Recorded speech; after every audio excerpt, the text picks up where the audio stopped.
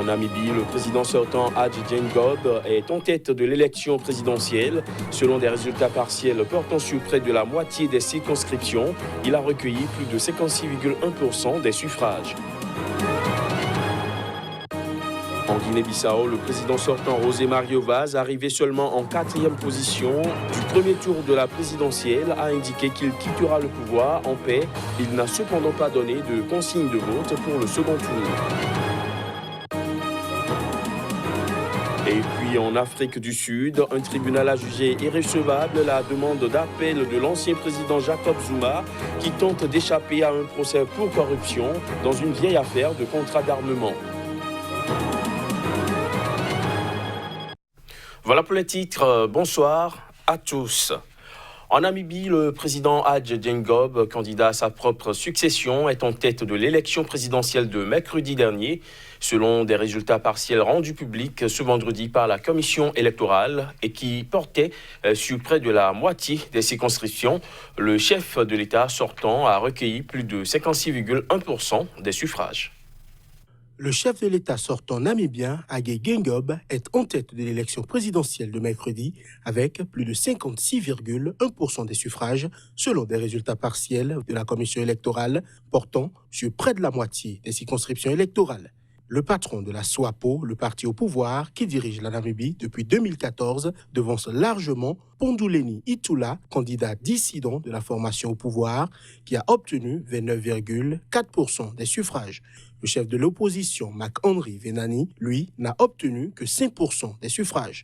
Selon ces résultats partiels, la SWAPO arrive aussi largement en tête législative avec 66% des suffrages exprimés, suivi du mouvement démocratique populaire de l'opposant Marc-Henri Venani qui recueille 15,2%. Malgré un sous-sol regorgeant de ressources naturelles, dont l'uranium, des fonds marins riches en poissons et en diamants, et l'essor de son tourisme, la Namibie est plongée depuis plusieurs années dans une récession. Le régime du président Hadj Geingob est en outre éclaboussé par un scandale de corruption.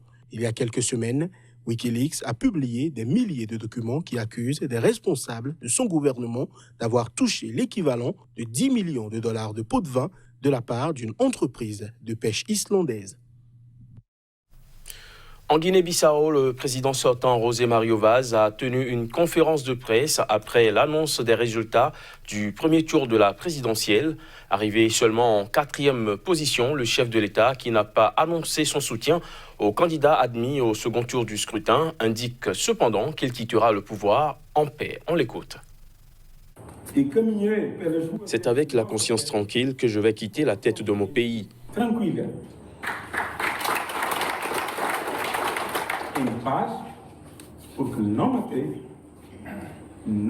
Je partirai en paix car au cours de mon mandat, je n'ai jamais tué personne, jamais rien pris à personne, jamais menti, jamais torturé, je n'ai violé des droits de personne. J'ai accompli mon devoir en tant que président de la République.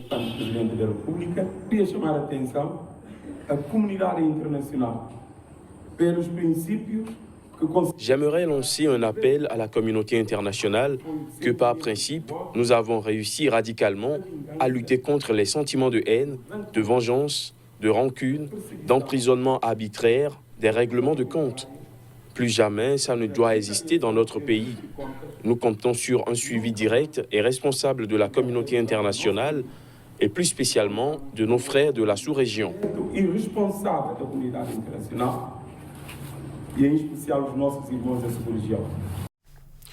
En Guinée-Conakry, la justice a remis en liberté provisoire 10 responsables et militants de l'opposition. Ces derniers sont à l'origine des manifestations qui secouent le pays depuis le mois d'octobre dernier contre un éventuel 3e mandat du président Alpha Condé. Les détails.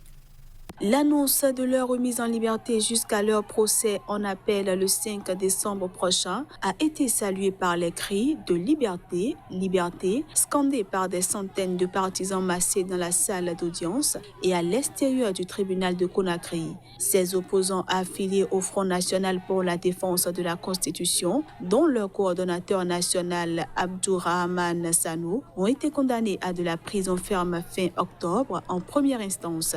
Nous avons exposé les motifs de nos appels et nous avons demandé d'entrée de jeu leur remise en liberté. Et la Cour nous a suivis ils sont libérés, ils rentreront chez eux. Le 5, nous viendrons enterrer ces dossiers parce qu'il n'y a aucune infraction. Ils avaient été reconnus coupables d'avoir causé des troubles graves en appelant à manifester et à paralyser l'économie à partir du 14 octobre pour faire obstacle à un éventuel troisième mandat du président Condé en 2020. Et nous allons continuer le combat. Aucune intimidation, aucun harcèlement, aucune épée de Damoclès, parce que nous estimons que cette liberté provisoire est une épée de Damoclès sur leur tête, ne pourra faire fléchir ces combattants de la liberté. Vous les avez vus aujourd'hui, tous ont le moral haut. Ça veut dire que la lutte a sa raison d'être et nous allons la mener jusqu'au bout. Ce jeudi, les avocats des 10 opposants condamnés en première instance ont obtenu devant la cour d'appel le report d'une semaine de l'audience sur le fond pour préparer leur défense ainsi que leur remise en liberté d'ici là. On espère que la cour d'appel ira jusqu'au bout et qu'ils seront libérés définitivement parce qu'ils ont été arrêtés injustement et privés de leur famille. Durant toute cette période, ça fera bientôt 2 mois qu'ils sont arrêtés. Et donc c'est un sentiment de joie et on espère que plus jamais ça dans ce pays parce que nous avons le droit de manifester, nous avons le droit d'appeler à des manifestations tant que c'est dans les règles qui sont fixées par la Constitution. Les protestations ont à différentes reprises été brutalement réprimées. Au moins 20 civils ont été tués depuis le 14 octobre dernier, ainsi qu'un gendarme. Au Soudan, les autorités de transition ont ordonné la dissolution du parti du président déchu Omar el-Béchir. Elles ont également ordonné le démantèlement de son régime qui a régné sans partage pendant près de 30 ans sur le pays. Des précisions à travers cet élément. Une loi intitulée « Démantèlement du régime » du 30 juin 1989, adoptée par le nouveau Conseil souverain au pouvoir et par le gouvernement du Premier ministre Abdallah Hamdok, a proclamé la dissolution du parti du Congrès national ainsi que la confiscation de tous ses biens. Aucun symbole du régime ou du parti n'est autorisé à s'engager dans quelque activité politique que ce soit pendant 10 ans, ajoute le texte. Après sa dissolution ordonnée par les autorités de transition, le parti du Congrès national du président soudanais déchu Omar el-Béchir a dénoncé ce vendredi un gouvernement illégal, accusé de vouloir confisquer les biens du parti pour résoudre la crise économique. En réponse, le Premier ministre Abdallah Hamdok a affirmé sur Twitter que la dissolution du parti ne constitue pas une vengeance. Elle vise, selon lui, à préserver la dignité du peuple soudanais qui a été écrasé par des gens indignes. Cette mesure constitue un grand pas en avant vers les objectifs de la révolution et sur le chemin de la construction d'un État civil démocratique, s'est félicité dans un communiqué l'Association des professionnels du Soudan. Le mouvement à l'origine des protestations qui avaient précipité la chute du régime de Béchir, actuellement emprisonné à Khartoum. Le verdict de son procès pour corruption est attendu le 14 décembre prochain. Toutefois, les militaires qui avaient pris le pouvoir après sa chute ont refusé de le livrer à la Cour pénale internationale de l'Haye, qui l'accuse de crimes contre l'humanité et de génocide au Darfour. La stratégie de défense de Jacob Zuma devant la justice sud-africaine ne prospère pas. Ce vendredi, un tribunal du pays a jugé irrecevable la demande d'appel de l'ancien président. Jacob Zuma tente d'échapper à un procès pour corruption dans une vieille affaire de contrat d'armement. Les images. Dans un bref verdict, la Cour a annoncé que la demande de Jacob Zuma de faire appel a été rejetée. Pendant qu'il était au pouvoir de 2009 à 2018, Jacob Zuma est accusé d'avoir touché environ 245 000 € de pots de vin de Thales dans le cadre d'un énorme contrat d'armement attribué en 1999. À l'époque, il était vice-président de l'Afrique du Sud. L'ancien chef d'État et Thales, qui a remporté une partie du contrat pour l'équipement de navires militaires, ont toujours nié les allégations. La défense de Jacob Zuma avait demandé à faire appel, arguant que le dossier souffrait d'interférences politiques. Le parquet avait estimé de son côté qu'il n'y avait pas de base solide et rationnelle pour justifier cet appel. Après le réveil essuyé vendredi, les deux co-accusés, Jacob Zuma et Thales, ont encore la possibilité de faire appel auprès de la Cour suprême d'appel et de la Cour constitutionnelle. Les chances de l'emporter sont cependant très minces. Mise en cause dès 2003 dans le dossier Thales, L'ancien président a toujours réussi à échapper aux mailles du filet de la justice. Son conseiller financier à l'époque des faits, lui, a été reconnu coupable de corruption et condamné en 2005. Zuma a été poussé à la démission de la présidence sud-africaine en février 2018, emporté par de nombreux scandales de corruption. S'il est jugé et reconnu coupable dans l'affaire Thalès, il encourt une peine minimum de 15 ans de prison. Restons en Afrique du Sud où le gouvernement doit engager des réformes drastiques pour doper l'investissement et relancer la croissance si elle veut sortir l'économie du pays de la crise qu'elle traverse. Il s'agit là d'une recommandation faite par le Fonds monétaire international dans un rapport transmis cette semaine. À l'issue d'une mission en Afrique du Sud, le Fonds monétaire international a estimé qu'une politique plus décisive de réforme est urgente pour doper l'investissement et relancer la croissance afin de sortir l'économie sud-africaine de la crise. Selon l'institution de Bretton Woods, la mise en œuvre de réformes structurelles est le seul moyen pour relancer durablement l'investissement et l'inclusion sociale.